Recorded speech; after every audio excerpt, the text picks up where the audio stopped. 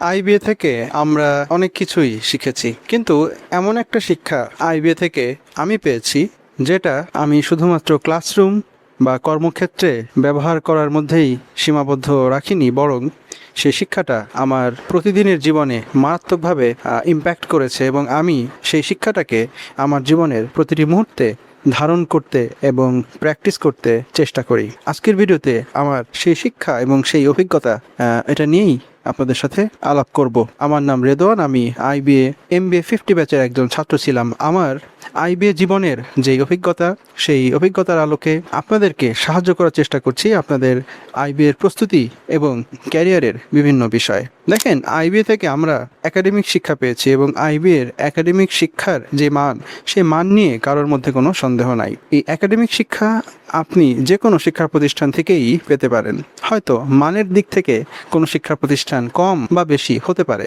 এই একাডেমিক শিক্ষাকে আমরা সাধারণত আমাদের কর্মক্ষেত্রে, আমাদের কাজের ক্ষেত্রে ব্যবহার করি, কিন্তু আমাদের জীবনের প্রতিটি ক্ষেত্রে সকাল থেকে সন্ধ্যা পর্যন্ত আমরা হয়তোবা ধারণ করি না।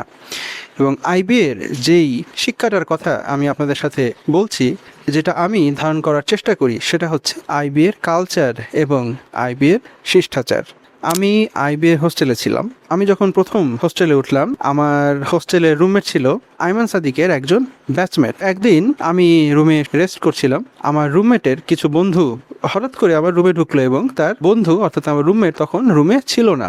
যখন সেই ছেলেটি দেখলো যে তার বন্ধু রুমে নাই এবং আমি রেস্ট করছি, তো সে রুম থেকে যাওয়ার সময় সে অন্ততপক্ষে 3 বার আমাকে সরি বলেছে। এজন্য আমি যেহেতু রেস্ট করছিলাম, সে হয়তো ভেবেছে আমি খুবই বিরক্ত হয়েছি বা আমি ডিস্টার্ব হয়েছি।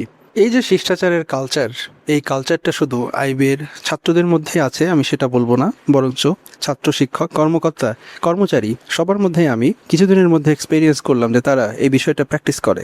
আপনারা সবাই হয়তো জানেন যে আইবিএ একটা রাজনীতিমুক্ত ক্যাম্পাস, এবং আমার কাছে মনে হয়েছে যে বাংলাদেশের সো কল্ড স্টুডেন্ট পলিটিক্সের যেই খারাপ দিকগুলো আছে, সেই খারাপ দিকগুলো থেকে আইবিএর মুক্ত, এবং যে কারণে হয়তোবা আইবিএর যে কালচার এখনো আমার কাছে মনে হয়েছে অত্যন্ত ভদ্র, মানবিক এবং অপসংস্কৃতি থেকে মুক্ত।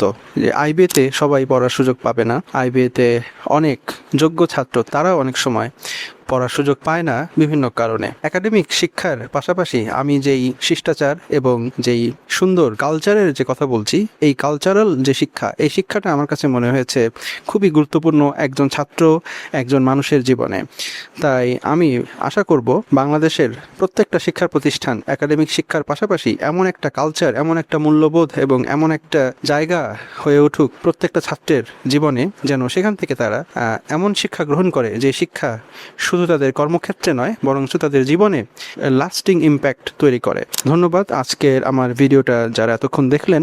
আপনাদের যদি আইবিএ লাইফ, আইবিএর অ্যাডমিশন এবং ক্যারিয়ার সংক্রান্ত অন্য যে কোনো প্রশ্ন থেকে থাকে কমেন্ট করতে পারেন। আর এই ধরনের ভিডিও যদি আপনারা আরও দেখতে চান, অবশ্যই চ্যানেলটি সাবস্ক্রাইব করুন। আসসালামু আলাইকুম।